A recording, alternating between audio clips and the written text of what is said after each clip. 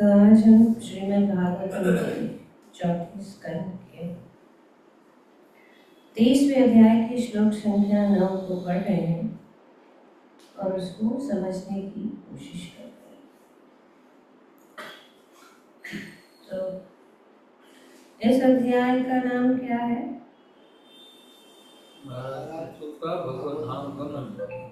तो महाराज पृथु का भगवत धाम। तो इस अध्याय में महाराज पृथु के जीवन के उदाहरण से हमें ये शिक्षण दिया जा रहा है कि किस प्रकार से हम इस भौतिक जगत से हमारे शरीर को त्याग के भगवत धाम वापस चले जाए, क्योंकि ये सबसे महत्वपूर्ण बात है, बहुत ही सीरियस बात है। जीवन और मृत्यु का सवाल है,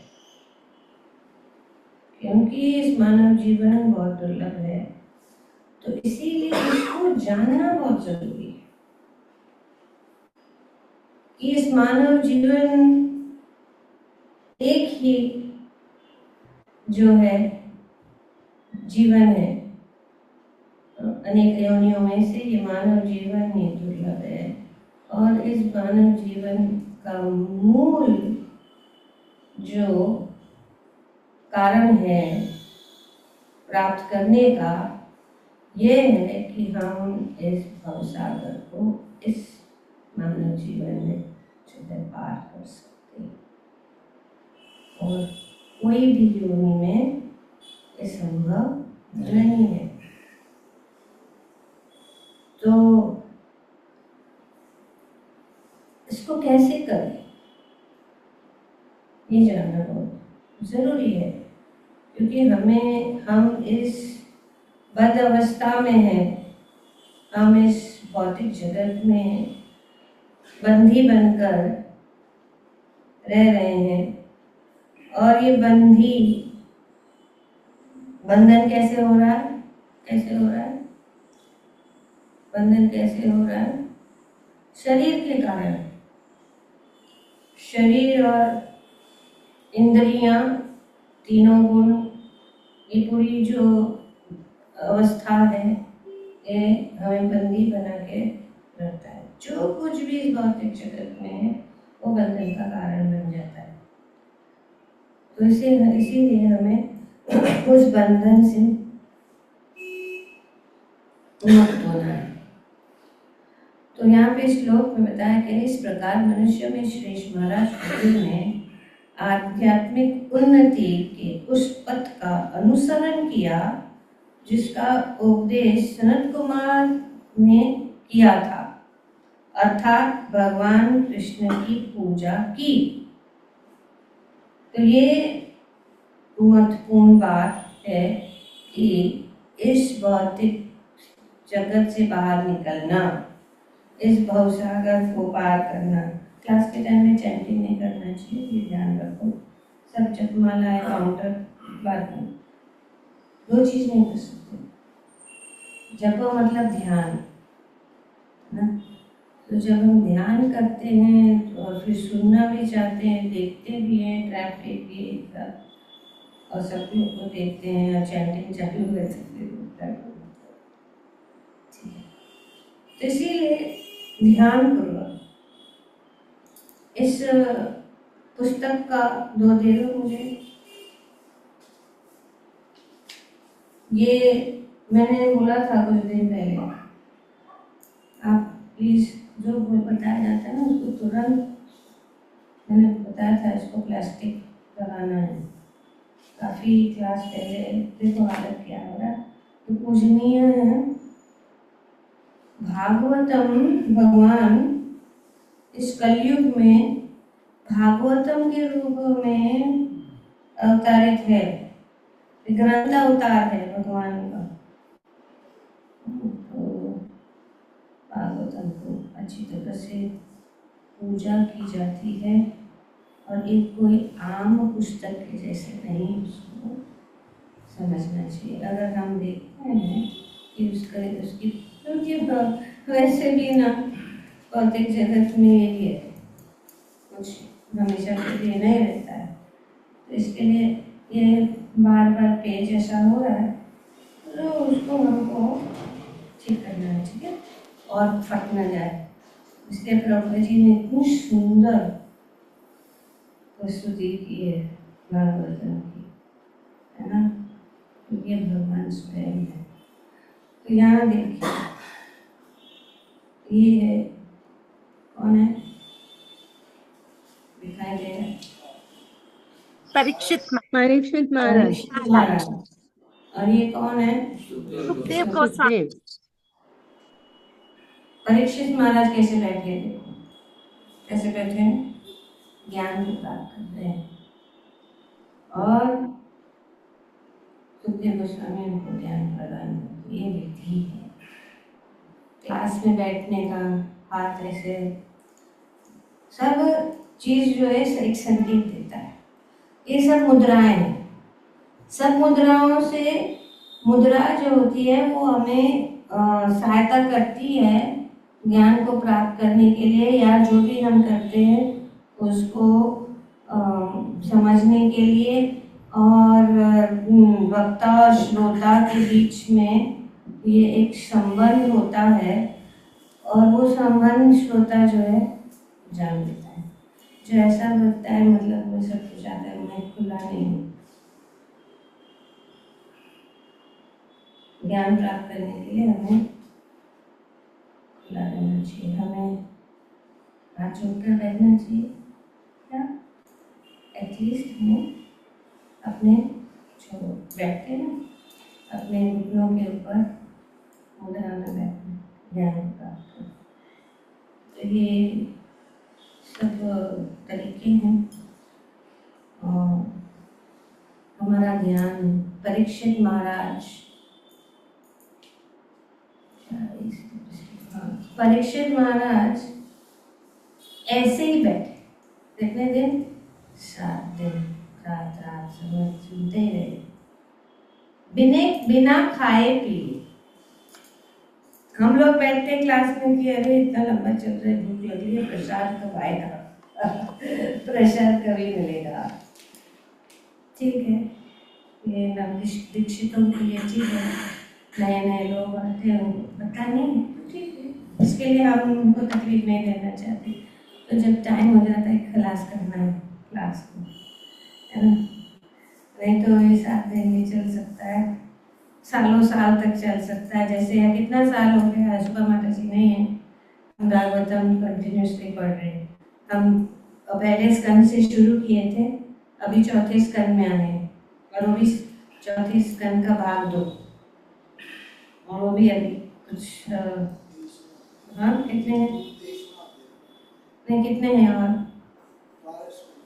नहीं कितने ये है अध्याय है इसमें, दूसरे भाग 2 में देखो, इसमें पहले पेज पे, पहले पेज खोलो, मैं बोल रही हूँ ना, पहले पेज। ये सब जानना जरूरी है, खोलो, हाँ देखो इसमें लिखा है हर श्लोक अध्याय का नाम, उसमें क्या क्या है, क्या क्या चर्चा की गई है, सब कुछ रहता है। ये है विधि भागवतम या प्रभुपाद जी की किताबों को समझना पढ़ना। हर एक अध्याय का समरी भी दिया गया है। हर एक अध्याय के पहले भी प्रभुपाद जी ने क्या बोलते हैं, भूमिका, हर एक समरी, हर एक अध्याय के पहले खोलो, पहला अध्याय है, हाँ 39, पहला अध्याय खोलो, 39 अध्याय 1 खोलो, हाँ इसके पहले देखो,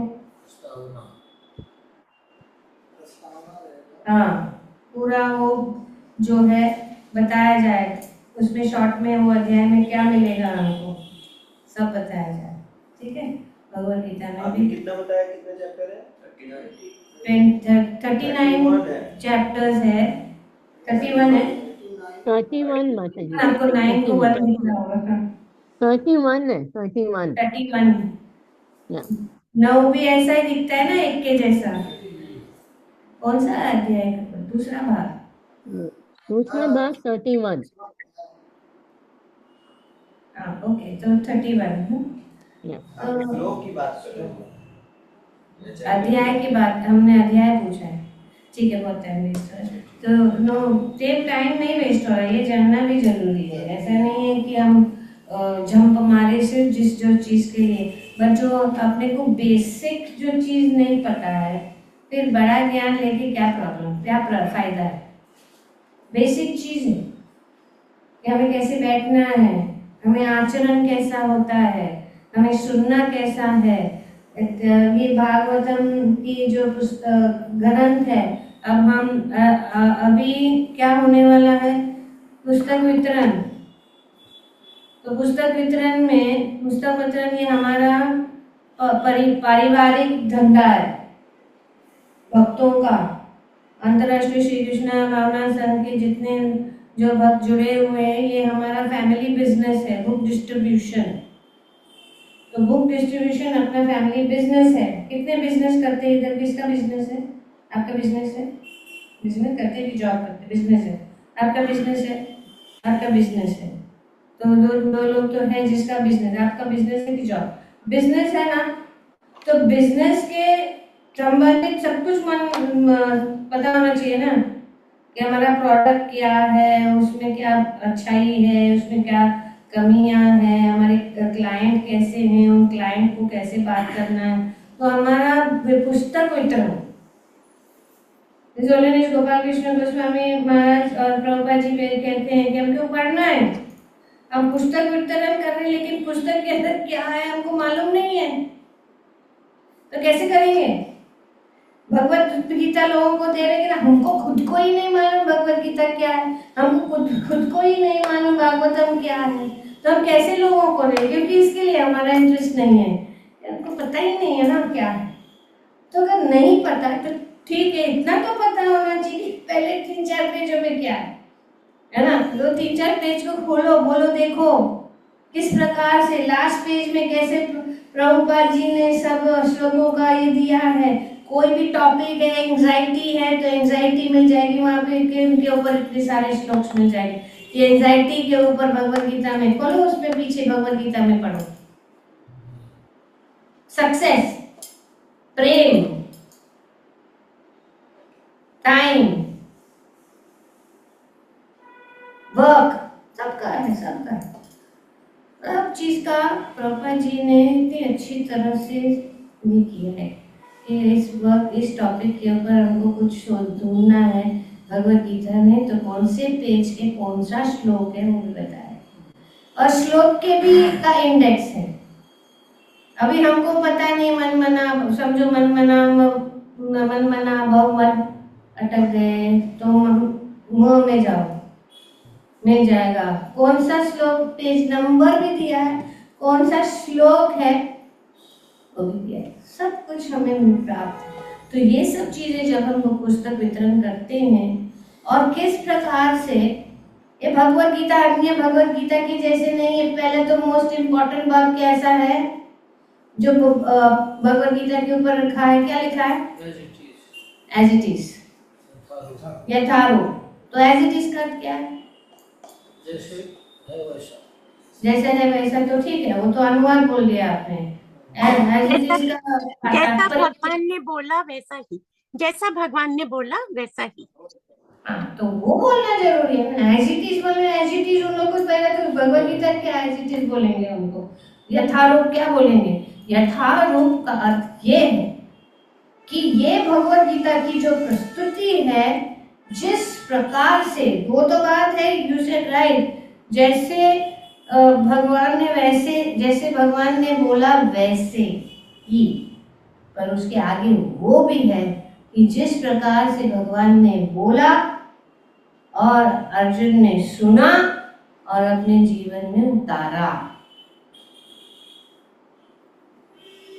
वही ऐसा वैसा के वैसा इस भगवत गीता में आप पाएंगे। हर एक श्लोक का शब्दार्थ है, उसका उसका अनुवाद है और उसका तात्पर्य है। और भगवत गीता लाओ, हाथ में दिखाती हूँ।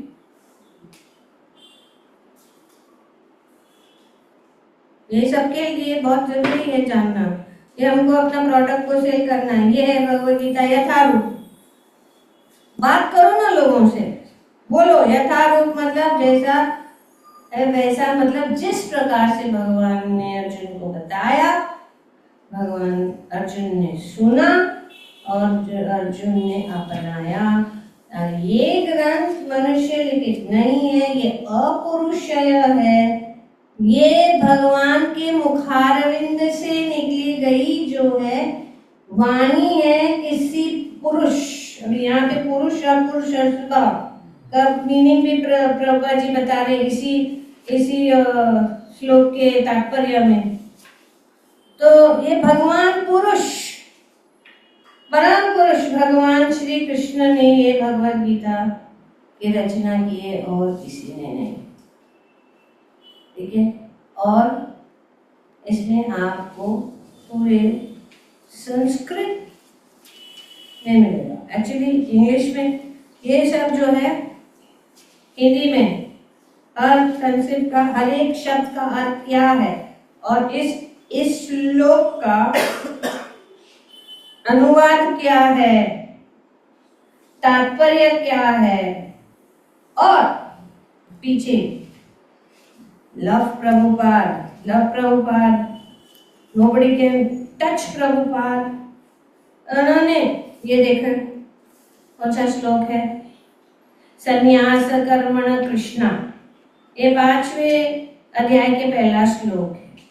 अगर हमें श्लोक कहाँ है सुनना है, अगर हम श्लोक ही जाते हैं तो उसका भी चीज बताया गया है।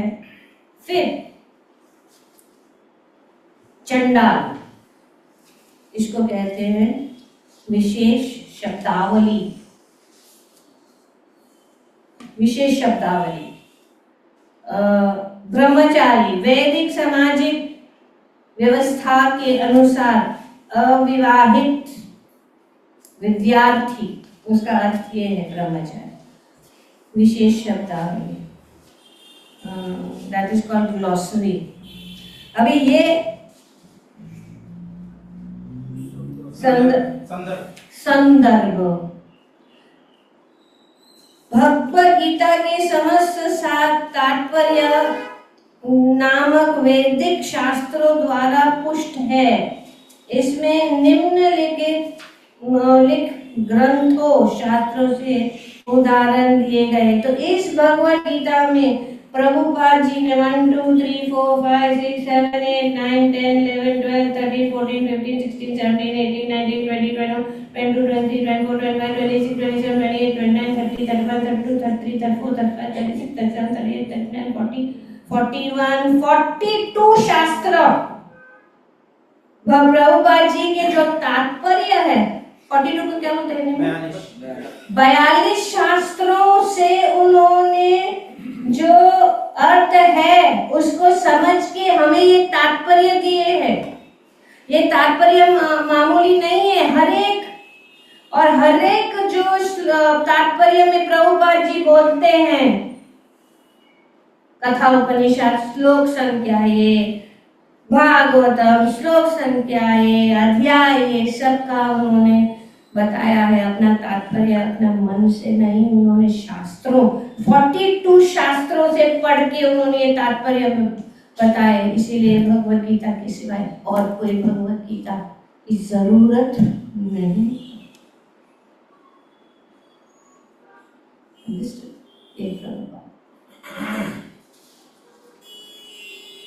जाके देखो कहीं और।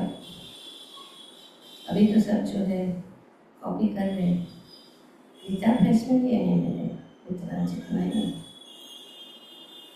तात्पर्य, उसमें तो तात्पर्य होते ही नहीं ज़्यादातर, मोस्टली श्लोक और अनुवाद। फिर जो महान संत महात्मा हैं उन्होंने टीका लिखी हैं, तो इन सब टीकाओं के द्वारा हम जान सकते, लेकिन हमें समय नहीं है।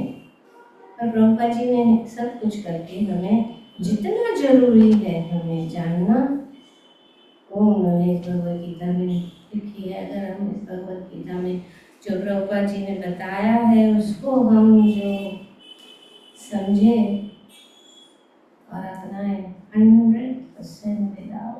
फिर हमें तो लगा, अभी यहाँ पे भी देखो भागवतम में तो भगवत गीता हो गया। भागवतम में प्रभुपाद जी ने 2 भगवत गीता के श्लोक के उदाहरण दिए हैं इसको समझाने के लिए। सिर्फ भगवत गीता नहीं, भागवतम में भी यहाँ पे लिखा गया है कि जिसकी भगवान कृष्ण से भगवत गीता में कहा गया है, तो भगवान ने कहा, यही कहा, जब एक पुरुष शब्द पूजनीय के लिए तथा दूसरा पुरुष शब्द पूजक के लिए। पुरुष दोनों है, पुरुष को दोनों को कहते हैं, भगवान भी पुरुष है और हम भी पुरुष है, हाँ दोनों है, लेकिन एक है क्या है, पूजनीय है और दूसरा है पूजक। तो हम पूजक हैं, भगवान पूजनीय है, ये सब बताया गया। और प्रभुपाद जी ने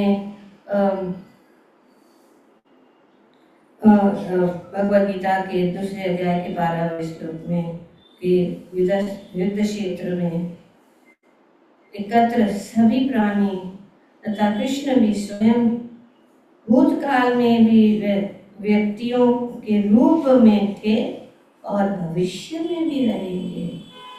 तो फलतः दोनों पुरुष, जीवात्मा तथा परमात्मा, कभी भी अपनी सत्ता नहीं खोते, तो इसलिए दोनों पुरुष है। अंतर इस एक ही है, क्या है कि एक जो है पूजनीय है और दूसरा पूज्य। समझ गया, ये बहुत जरूरी है। तो अब इस श्लोक में स्पष्ट कहा गया है कि संत सनत कुमार के उपदेश अनुसार महाराज पृथु प्राणायाम योग करते हुए भगवान की सेवा में लगे। अभी प्राणायाम, हम तो प्राणायाम तो अष्टांग योग में आता है, पर हम तो क्या कर रहे हैं, भक्ति योग। तो प्रभुपाद जी यहाँ पे क्यों लिखते हैं, क्योंकि सब कुछ जो है भगवान की सेवा में लगाया जाता है। तो जिस प्राणायाम को पृथु महाराज ने, इस प्राणायाम को योग एक्सरसाइज क्या कहते हैं, योग एक्सरसाइज को क्या बोलते हैं, हाँ व्यायाम एक्सरसाइज। इसको क्या है, प्राणायाम का अर्थ क्या है, श्वास का कंट्रोल, श्वास को कंट्रोल करना बहुत इम्पोर्टेंट। जब हम बैठते हैं श्वास कंट्रोल नहीं होता, इससे जम्बाई आती है। श्वास कंट्रोल में नहीं है, इसके लिए जो है ऑक्सीजन, जब जम्बाई आती है मतलब क्या, ऑक्सीजन नहीं मिल रहा है ब्रेन में, है ना, तो इसके लिए और ऑक्सीजन लेना है, तो प्राणायाम। तो उन्होंने क्या किया, उन्होंने प्राणायाम को यूज किया। प्राणायाम अपने स्वास्थ्य के लिए, हाँ ज्यादातर प्राणायाम किसके लिए लोग करते हैं, अपने स्वास्थ्य को अच्छा रखने के लिए, अपना लंबा जीवन होने के लिए, शक्ति प्राप्त करने के लिए, शांति प्राप्त करने के लिए। लेकिन ये सब जो है शारीरिक संबंधित चीज है। लेकिन पृथु महाराज ने क्या किया, प्राणायाम को भक्ति में आगे बढ़ने के लिए काम कर रहे हैं। अभी पृथु महाराज का ही जैसे हम बैठते हैं तो शांत होकर बैठना है, ताकि हमारा, जब हम प्राणायाम और ओमकार इसीलिए करते हैं, जैसे कि हमारा अभी ऑफिस में जाते हैं सब बहुत सारा पेपर, ये वो, इसका एक फॉर्म, इसका फॉर्म, ये फाइल, वो फाइल, सब यहाँ वहाँ फैला हुआ है। तो हम जब बाहर से आते हैं, ऐसा ही हमारी परिस्थिति है। हम देखते हैं लोगों को रास्ते पे, बड़ा बड़ा दुकानों का ये, फिर बड़ा बड़ा बिल बोर्ड्स। अभी तो हाईवे पे तो हमें ड्राइविंग के लिए भी छोड़ा नहीं है, शांति से पूरा लाइट से दिखाते रहते हैं। वो सब हमारा मन से हम बाहर आते हैं बाहर से मंदिर में, तब हमारा मन यहाँ वहाँ जा रहा है। और इसी जैसे कि टेबल के ऊपर सब फाइलें, अलग अलग प्रकार की फाइलें, तो हमको उसको साफ करना है, क्योंकि अभी हमें आज अपना काम करना शुरू करना है, तो अपना टेबल क्लीन होना चाहिए। तो इस प्रकार अपना मन क्लीन होने के लिए हमें शांत बैठना है। मन स्थिर हो जाएगा, मन शांत हो जाएगा, और जब वो शांत हो जाएगा तो हम हरे कृष्ण महामंत्र का जाप अच्छी तरह से कर सकते हैं, अपना ध्यान अच्छी तरह से कर सकते हैं। और वो शुरू होता है प्राणायाम से। उन्होंने अपने मन को वश में किया, जैसे मन शांत हो जाता है उस श्वास से। तो उन्होंने इस प्रकार से प्राणायाम की विधि को अपनाई। किसके लिए? ताकि उनका मन शांत हो जाए। किसके लिए? वे भगवान के ऊपर ध्यान कर सकते हैं। To he control his breath to control the mind. ऐसा नहीं कि हम भक्ति में भक्त हैं तो बस सीधा हरे कृष्ण महामंत्र काम करेगा, लेकिन हमारा मन उधर नहीं है। हमारा मन सब जगह है कि नहीं?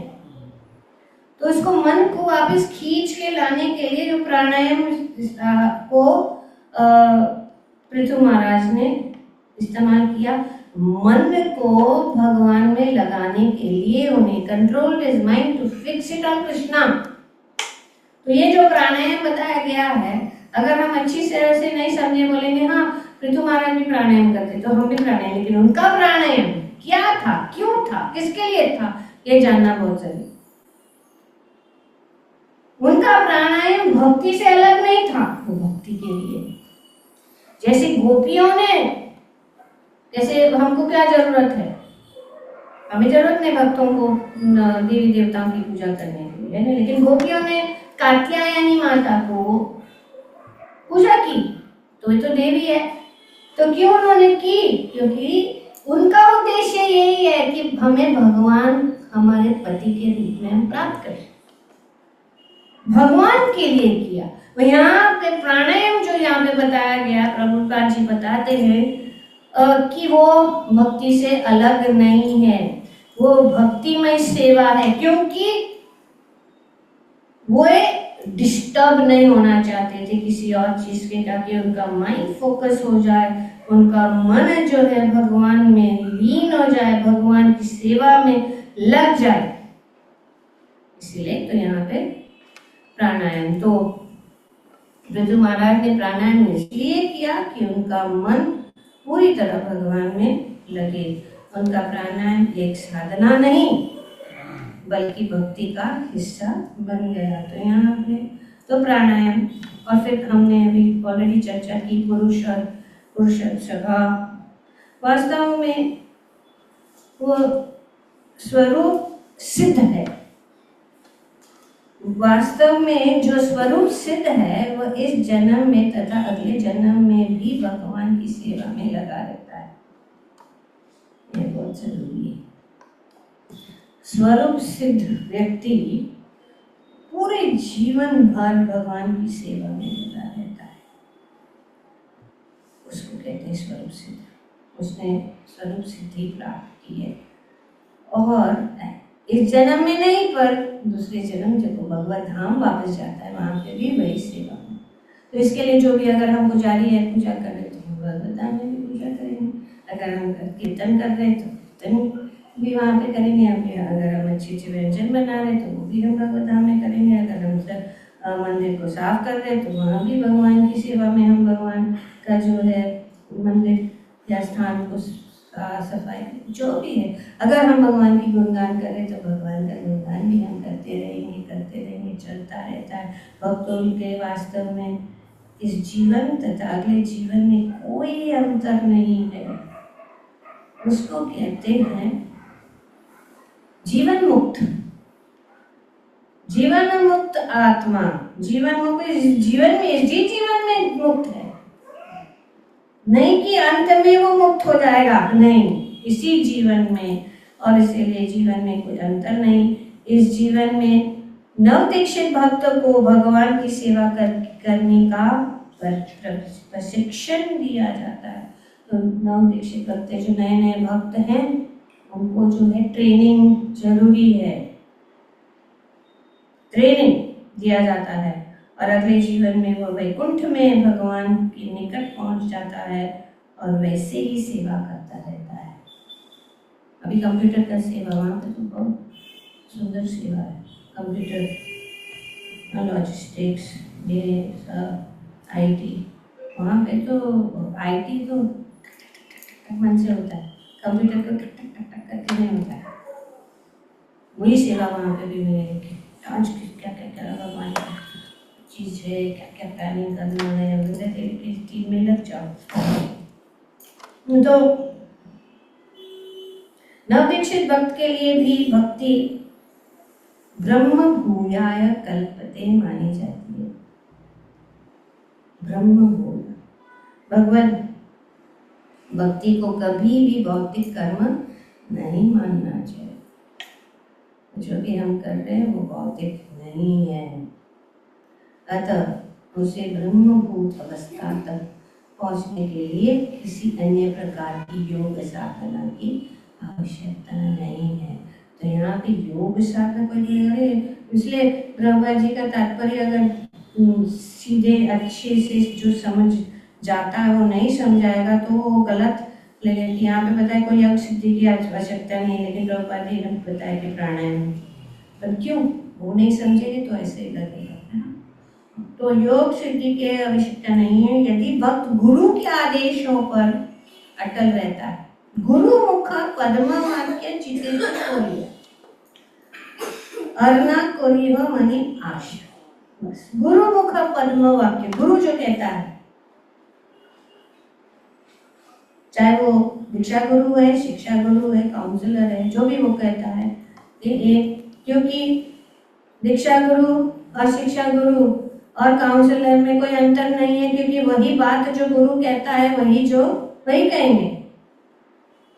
यदि भक्त गुरु के आदेशों पर अटल रहता है, विधि विधानों का पालन करता है और हरे कृष्ण नाम मंत्र का जप करता है, तो यह समझना चाहिए कि उसने ब्रह्मभूत अवस्था पहले से ही प्राप्त कर ली है। और इसीलिए भगवद गीता के श्लोक में प्रभुपाद जी कोट कर रहे हैं, प्रभुपाद जी कोट कर रहे हैं कि अरे तुमने तो ब्रह्म भूत अवस्था प्राप्त कर ली है क्योंकि तुम ये कर रहे हो। तो कोई कहेगा प्रभुपाद जी को तो कुछ कैसे आप बोलते, बताओ कि तो शास्त्र का प्रमाण दिया, माम चोयो विचारेण भक्ति योगेन सेवते सगुणान् समतीत्यन्तं ब्रह्म भूयाय कल्पते, ब्रह्म भूयाय कल्पते। तो ब्रह्म भूयाय कल्पते ये क्या है? भगवद गीता में बताया कि जो समस्त परिस्थितियों में अविचलित भाव से पूर्ण भक्ति में प्रवृत्त होता है, वह तुरंत ही प्रकृति के गुणों को लांघ जाता है और इस प्रकार ब्रह्म के स्तर पर पहुंच जाता है। ब्रह्म भूयाय कल्पते, इसी जीवन में नाम जप। तो ये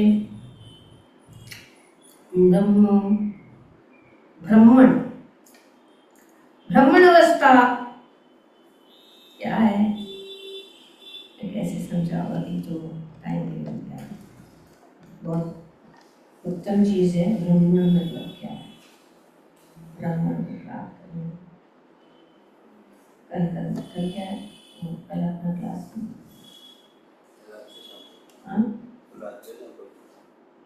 पर वहाँ पे नहीं है, जूम पे मोटी बातें, लेकिन अगर हम यहाँ करेंगे तो हम एक लोग पीछे रह जाएंगे। कब कैसे करें, ब्राह्मण को स्किप कर दीजिए, कल को स्किप करें, ललिता मैम, हाँ डायरेक्ट बोल सकते हैं। अगर आप थोड़ा सा में शॉर्ट में क्या, आप भी शॉर्ट में बोलते हैं।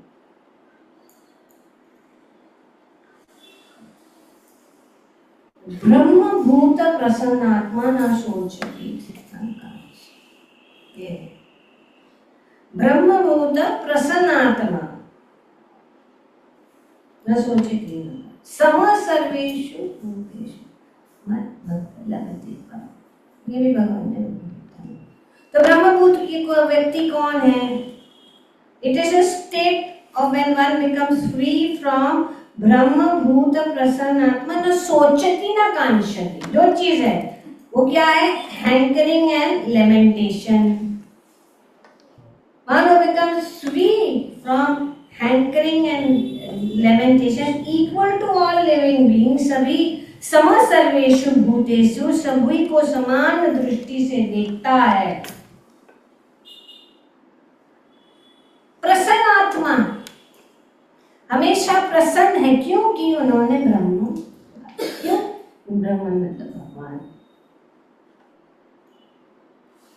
और वो ब्राह्मण अवस्था क्या है कि मैं वही है, क्या है जो हम पट पट पट पट बोलते हैं, जीवेर स्वरूप वो ब्राह्मण अवस्था। अपने जो अपने को दासानु दासन, इसीलिए चैतन्य महाप्रभु परिचय बताओ, सनातन गोस्वामी ने बताया, क्या बोला?